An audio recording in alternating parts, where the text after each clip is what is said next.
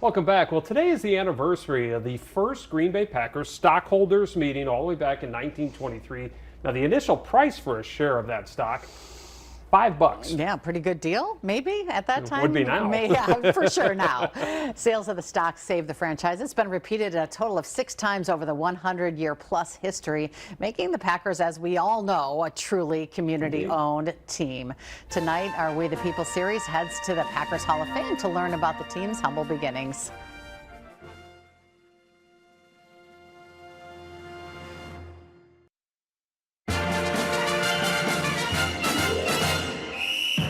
On any game day, you can hear the fans scream for the Green Bay Packers. But what makes this community so enthusiastic about their football? We're known as the People's Team. But did you know that the Packers were almost snuffed out around the Great Depression? And it's the community, much like today, that saved their team. They've survived numerous financial crises. Founded in 1919 by Curly Lambeau and George Calhoun, two Green Bay natives, the Packers have always been a team of the people. The Packers are iconic. At the beginning, local Green Bay High School graduates who were playing on that very field were paid in spare coins. It was called passing the hat. George Calhoun would go around, take his hat off while they were playing, and people would throw in spare change. The people in this very community were the ones who built Hagermeister Park, the Packers' first field, so they could start charging to get into games. But because of wicked Wisconsin winters, some rained-out games, the team wasn't in good shape financially. November 1922, the Packers were $1,000 in debt. This community soon buying stock in the Packers in 1923 as they teetered on the edge of bankruptcy, getting the team out of debt.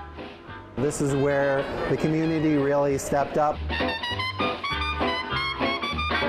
Despite being the smallest market in today's NFL, where teams are owned by billionaires, the Packers are owned by the people, with their last stock sale in 2022 successfully raising over $64.5 million and adding over 170,000 new shareholders.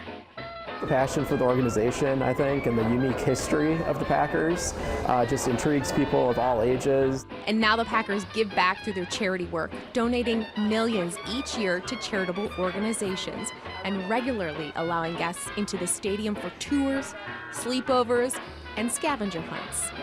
It's no surprise that Lambeau Field is on so many bucket lists. Shareholders feel part of Packers history, even today, like the trading for Micah Parsons. And his comparison to the great Reggie White. Now, if you ask any fan walking these hallways today if we're headed to the Super Bowl, they tell you, go Pack, go, because they always back their pack. And that dates back to the very beginning. At Lambeau, Maria Parmigiani, Action 2 News.